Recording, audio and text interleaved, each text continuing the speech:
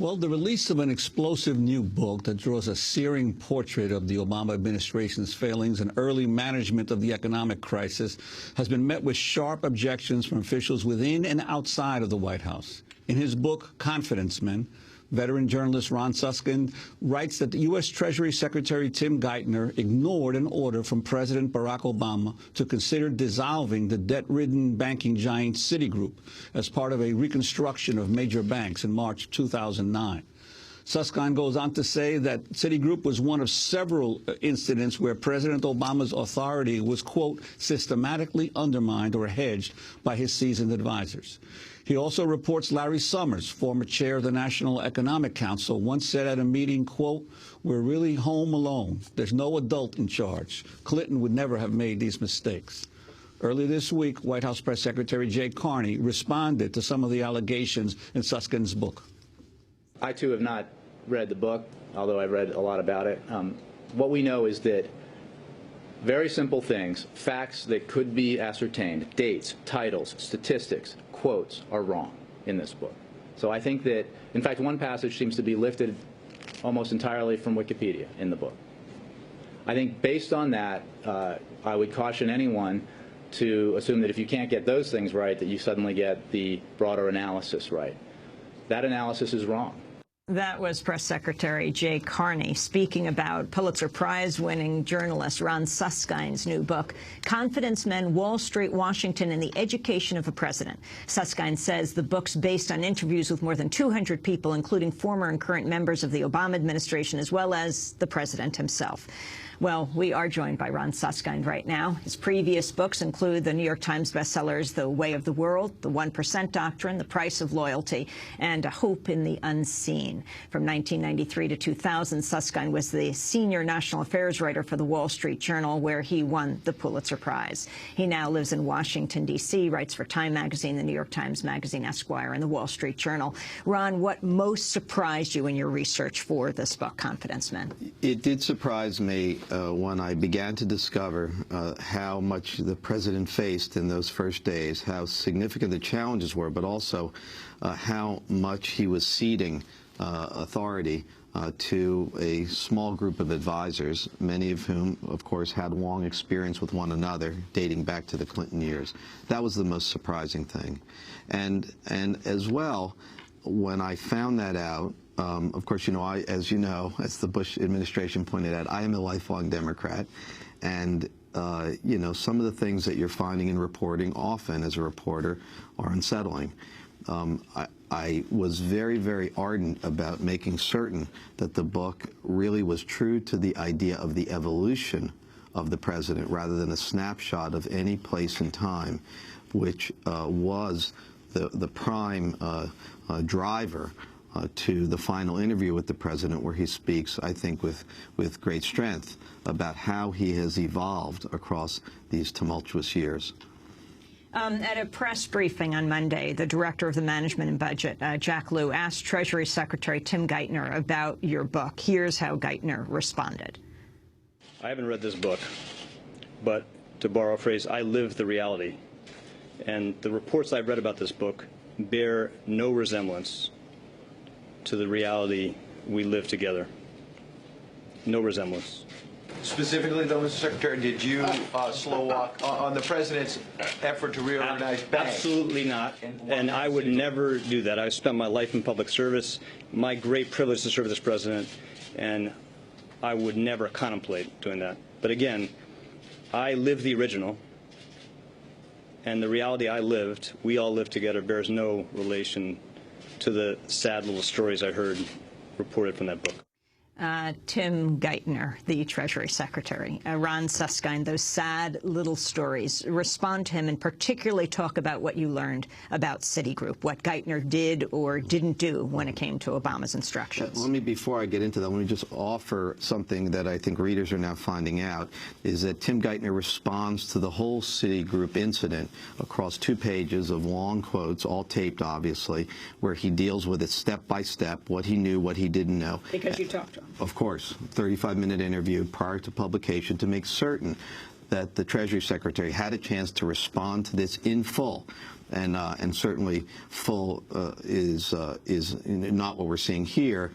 It is in the book. I suggest readers read that. I think what happened here is something that I point out in the book that is as much about circumstances as personal conduct. It was a difficult time. Everybody points that out. At this juncture, however, the president, a month and a half into office, was quite focused on getting his arms around what was clearly the great twin crisis of his presidency: a dropping economy, a collapsing economy, and a collapsed financial system. It is a historic set of crises. Coming through February, as I point out, from many, many meetings that are revealed in the notes and the tapes from interviews with participants, the president was getting an architecture of Japan versus Sweden. He said that in many of his public interviews. He says, I don't want to be Japan, I want to be Sweden. Sweden dealt with its banks. It took tough medicine. Japan supported the banks much the way the United States is now supporting them. It resulted in 2 decades of stagnation economically in Japan. The president got this. He's not an economist, as I point out, but he's learning quickly. He comes to fullness in mid-March in this large meeting with all the key combatants there. Interestingly, in this meeting, the president has evolved even more pointedly as to what he wants to do. He is very, very focused on how to resolve, meaning close and reopen and restructure the major banks who have an overhang of toxic assets that he feels is really a central problem to economic recovery. In the meetings prior to, he telegraphs this. It's set up as a showdown, so-called, inside of the White House between 2 teams. Tim Geithner and his team, they're in favor of something called the stress test, which started in early February. That essentially was a way the government would rate the banks, almost like Moody's, and then would publish those ratings with some data, and then investors could invest in the banks, essentially based on the government's judgment. The view was that if you were such an investor, that would be essentially a guaranteed investment. That was the view, how to get investors to give money to the banks, and guaranteed by the government. Many people felt that wasn't going to be timely or effective, that we're in a crisis, we can't wait until May to have the stress tests come to their conclusion in this way. In the meeting, actually Larry Summers, who is usually allied with Tim Geithner on a first do no harm, more Wall Street focused and supportive way, was actually against Tim Geithner in the meeting. He was with Christina Romer. The 2 of them fought, 2 teams, Geithner and Lee Sachs, someone from Treasury, versus Romer and Summers. They hashed it out. Geithner said stress tests are plenty. We've got what we're doing. This is not inaction. Romer and Summers were quite focused, though, saying that's not enough. This is watchful waiting. We need radical surgery. And the president agreed with that second view. After several hours, the president said, this is what I want to do. I want to look at how to restructure these banks, how to resolve them, how government can show accountability flowing in both directions. They messed up. That's important that they face consequences. And importantly, we need to show government acting on this rather than just backing away.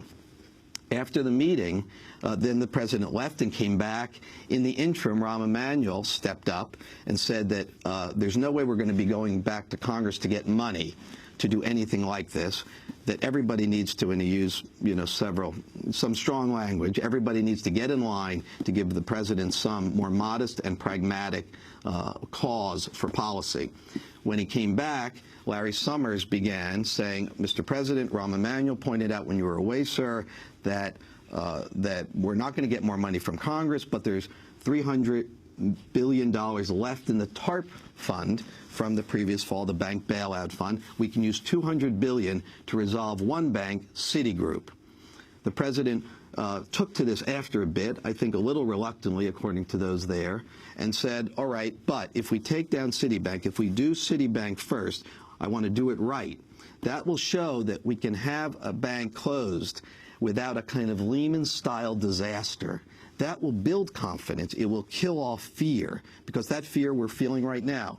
Just the economic meltdown just in the past few days is really a fear-driven one. That's the president trying to get at that, which of course we all now understand.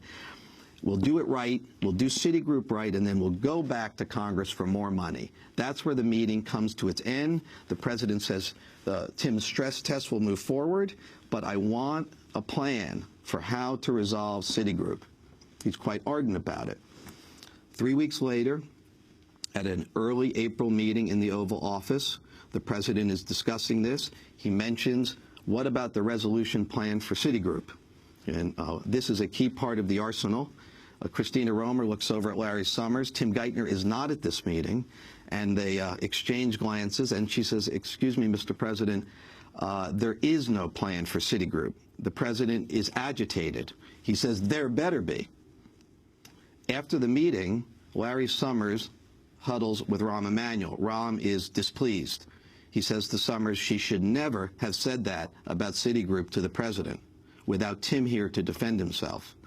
Larry said to Rahm Emanuel, but she's right.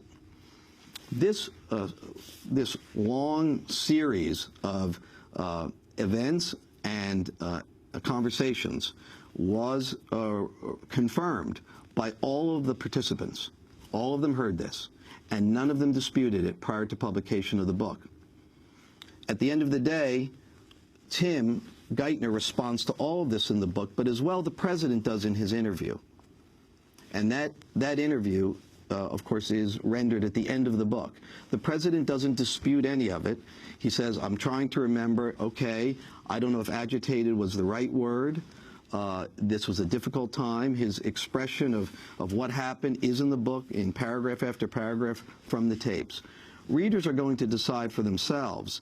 I think the evidence laid out in this book as such shows with some singular clarity that this was a slow-walking incident where the president was slow-walked, so to speak, by his Treasury Secretary. Now, importantly, in the book as well, on page 379 of the book, there is a memo, an internal memo, which was very important in this White House. It's from February of 2010. At this point, we've had a year plus of situations not dissimilar to this, and Pete Rouse, who is something of a shadow chief of staff, was the chief of staff in the Senate office and is quite skilled at sort of management analysis, has been writing notes in meetings. He now writes a memo to the president, a year one review. And in some ways, this memo says, in memo speak, here's how you can take control of your White House. In two items in the memo, the second and the fourth items, he says, when the economic team, roused to the president, does not like a decision by the president, they have on occasion worked to relitigate the overall policy. This is memo speak for slow walking. They disagree with the president. Let's argue it over and over again until the president sees that we're right and he's not. As well, once a decision is made, the fourth point, implementation by the Department of Treasury has at times been slow and uneven. These factors all adversely affect execution of the policy process. Execution of meaning carrying out the orders of the president. That is in a memo.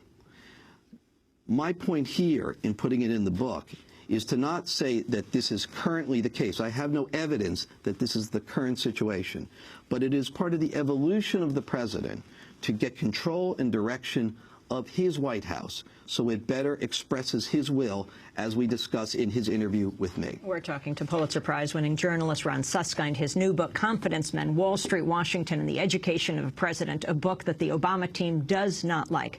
When we come back, we're going to talk about women in the White House, what they have to say, and also why Tim Geithner is so tied to Citigroup, why they did not want it to be dismantled. This is Democracy Now!, democracynow.org, The War and Peace Report. Back with Ron Suskind in a minute.